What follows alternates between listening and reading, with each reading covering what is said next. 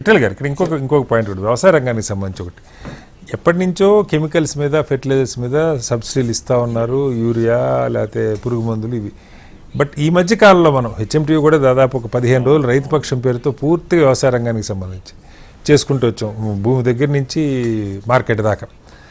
దానిలో వస్తున్నది ఏంటంటే కొత్త ట్రెండ్, బాగా ఉత్సాహంగా చదువుకున్న వాళ్ళు యువకులు కూడా ఈ ఆర్గానిక్ ఫార్మింగ్ లేదంటే నేచర్ ఫార్మింగ్ ఇవి చేస్తూ ఉన్నారు. చాలా ఇబ్బందులు పడుతున్నారు, అయితే గెటాన్ని కూడా అవుతున్నారు. ఈ మిగతా ఫెర్టిలైజర్స్ కెమికల్స్ వాడే రైతు ఇవాళ కూడా కొత్త యూరియా ఫ్యాక్టరీ ఒకటి పెడుతున్నట్టు ఆర్థిక మంత్రి ప్రకటించారు.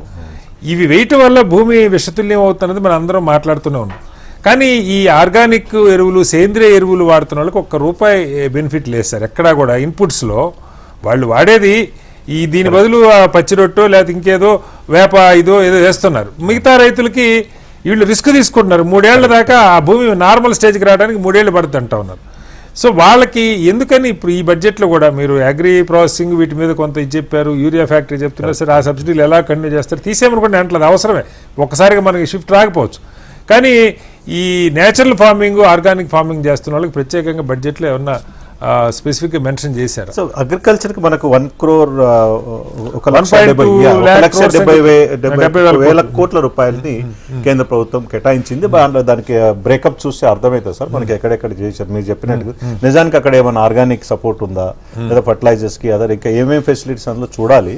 బట్ మీరు అన్నట్టు నిజమే సార్, ఇప్పుడు ఆర్గానిక్ అగ్రికల్చర్ అనేది చాలా మంది కొత్త పిల్లలు, ఐటీ పిల్లలు, ఐటీ ప్రొఫెషనల్ పిల్లలు, అంటే ఇక్కడ విసిగిపోయి కొంతమంది ఊర్లలో భూమి ఉన్న వాళ్ళు కూడా, ముఖ్యంగా మనకు కరోనా తర్వాత ఈ పెరిగింది. నాకు చాలా కరోనా తర్వాత గ్రామాలకి వర్క్ ఫ్రమ్ హోమ్ ఊర్లలోకి వెళ్ళారు సార్ చాలా మంది పిల్లలు, నాకు తెలిసిన పిల్లలు.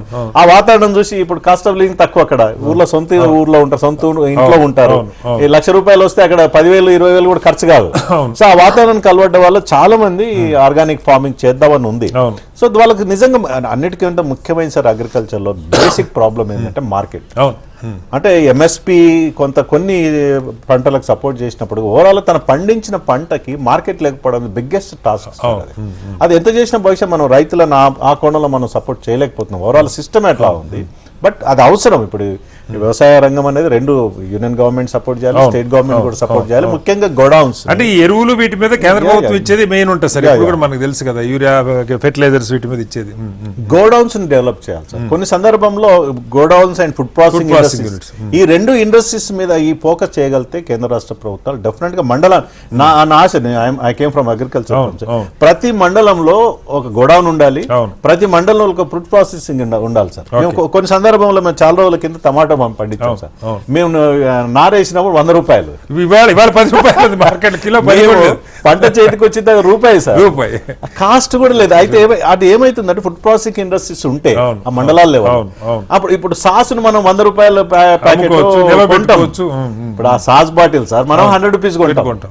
మరి అక్కడ ఫుడ్ ప్రాసెసింగ్ అంటే ఏ మండలానికి కామంటే ఎక్కడ ఏ పంట కానీ, ఇప్పుడు టమాటా అంటే టమాటా, పసుపు అంటే పసుపు, ఆలుగడ్డలు అంటే ఆలుగడ్డ, ఏ కూరగాయలు అంటే ఆ పంటలు. ఆ ఫుడ్ ప్రాసెసింగ్ ఇండస్ట్రీ సపోర్ట్ చేయగలుగుతా సార్ డెఫినెట్ గా. మీరు అన్నట్టు అగ్రికల్చర్ సెక్టర్ ఇప్పటికీ మనకు జీడీపీలో 15% లీస్ట్ అనిపిస్తుంది మనకు జీడీపీలో. But 50 to 60% employment depends on agriculture కదా సార్, అయితే direct or indirect labour whatever it be. అంత బిగ్ టాస్క్ సెక్టర్ ని మనం నెగ్లెక్ట్ చేయడం సమంజసం కాదు. అయినంత మాత్రాన్ని అన్ని ఫ్రీబీస్ ఇవ్వలేము. సో డెఫినెట్ గా కొంత మార్పులు తీసుకురావాల్సిన అవసరం. గవర్నమెంట్ ఆఫ్ ఇండియా కొంత సపోర్ట్ చేస్తూ ఉంది. 1,71,00,000 చూద్దామన్న, అంటే ఎక్కడెక్కడ బ్రేకప్స్ ఉంటాయి ఏందనేది చూడాలి. బట్ ఓవరాల్ గా ఆర్గానిక్ ఫార్మింగ్ సపోర్ట్ చేయాలి. ఎక్స్పోర్ట్స్ ని పెంచుకోవాల్సింది. మనం చాలా ఇంపోర్ట్ చేసుకో, కొన్నిట్లో సెల్ఫ్ సఫిషియన్సీ ఉన్నాం మనం, గోధుమలలో కానీ లేకపోతే రైస్ లో కానీ సర్ప్లస్ ఉంది. అంటే అందరూ రైస్ పండిస్తున్నారు, అదే సమస్య. ప్రభుత్వాలు కొంటున్నాయి, పప్పు ధాన్యాలు మనం ఇంపోర్ట్ చేసుకుంటున్నాం. అంటే పప్పు ధాన్యాలు నిజంగా సార్ ఇప్పుడు తెలంగాణ ప్రాంతాల్లో అద్భుతమైన పప్పు ధాన్యాలు అన్ని మానేసి మనం అంటే డ్రై ఏరియాలో మనం పత్తి వేస్తున్నాం. వెట్ ఏరియాలో ఇరిగేషన్ ఫెసిలిటీ అయితే 2 పంటలు తెలంగాణలో, ఒకటి పత్తి లేకపోతే వరి. ఇంకెన్ని మేము చిన్నప్పుడు చూసారు ఎన్ని పంటలు, కందులు, ఔషలు, కుసుమలు, తెల్ల కుసుమలు, నల్ల కుసుమలు, రకరకాల పంటలు పండేది. అవన్నీ కూడా మాయమైపోయినాయి, మినరల్స్ మాయమైపోయినాయి. ఆర్గాన్ అంటే ముఖ్యంగా మనం Millets, మిల్లెట్స్ టైప్ ప్రోడక్ట్స్ అన్ని మాయమైపోయి మళ్ళీ రివైవ్ చేయాల్సిన అవసరం ఉంటుంది. Okay. దాని మార్కెట్ సపోర్ట్ చేయాల్సిన అవసరం లేదు, గోడౌన్స్ పెంచుకోవాల్సిన అవసరం ఉంటుంది. But Okay. We can see sir government of India almost 1,71,00,000 crores support చేసింది కాబట్టి అందులో బ్రేకప్స్ ఉంటే మీరు చెప్పినట్టుగా ఓకే. డెఫినెట్ గా సపోర్ట్ ఉండాల్సింది. అయితే దాంతో పాటుగా ఇప్పుడు ఎమర్జింగ్ సెక్టర్స్ కింద మనకి ఆర్టిఫిషియల్ ఇంటెలిజెన్స్ ఒకటి, బయోటెక్నాలజీ ఒకటి, రోబోటిక్స్ ఇవన్నీ కూడా చెప్తున్నారు. పెద్ద పెద్ద లక్షల కోట్ల రూపాయలు ఈ డేటా సైన్స్ సెంటర్స్ వీటి మీద వస్తున్నాయి. కానీ బడ్జెట్లో వీటికి పెద్ద బహుశా నేను అనుకోవటం స్టాక్ Private మార్కెట్ sector లో they are going to పెట్టుబడులకు సంబంధించి ఈ ఇప్పుడు ఉదాహరణకి మనకి హైదరాబాద్ అనేది ఫార్మా సెంటర్ గా ఉన్నది. IT hub, IT మొన్న వ్యాక్సిన్స్ ఇవన్నీ కూడా బయోటెక్నాలజీ కూడా మనం బాగా చేస్తా ఉన్నాం. ఐటీ రంగానికి కూడా ఉన్నాం. వీటికి సంబంధించిన కేటాయింపులు ఎలా ఉన్నాయి? వీటిని ఎమర్జింగ్ సెక్టర్స్ నిజంగా అసలు ప్రపంచం అంతా ఒక Whole world, ఊపు వస్తున్న పరిస్థితి ఏఐకి సంబంధించి కొత్తగా ఏంటి వాటికి సంబంధించి దానికి బహుశా బడ్జెట్ లో నాకు అనిపించింది సార్ ప్రైవేట్ సెక్టర్ లో ఎక్కువ ప్రమోషన్ చేస్తున్నట్టుంది. ఏఐ కానీ లేకపోతే ఈ డేటా సెంటర్స్ ఏర్పాటు చేయడం కానీ ప్రైవేట్ సెక్టర్ని ఎక్కువ వెల్కమ్ చేసినట్టు. ఇప్పుడు ఇన్సూరెన్స్ మనం చూసాం సార్ 100% ఎఫ్డిఐ 74 నుంచి 100% ఎఫ్డిఐ తీసుకుంటున్నారు. అదేవిధంగా లిథియం బ్యాటరీస్ మీద నిజంగా ఇట్స్ ఎ గ్రేట్ డెవలప్మెంట్ ఏంటంటే లిథియం బ్యాటరీస్ మీద కష్టం తీసేయడం ద్వారా ఎలక్ట్రిక్ వెహికల్స్ మనకు బ్యాటరీస్ మీద 30% మేబీ 30-40% ఎక్స్పెండిచర్ ఉంటుంది సార్. ఎలక్ట్రిక్ వెహికల్స్ మనకు తగ్గే అవకాశం ఉంటుంది, సెల్ ఫోన్స్ తగ్గే అవకాశం ఉంటుంది.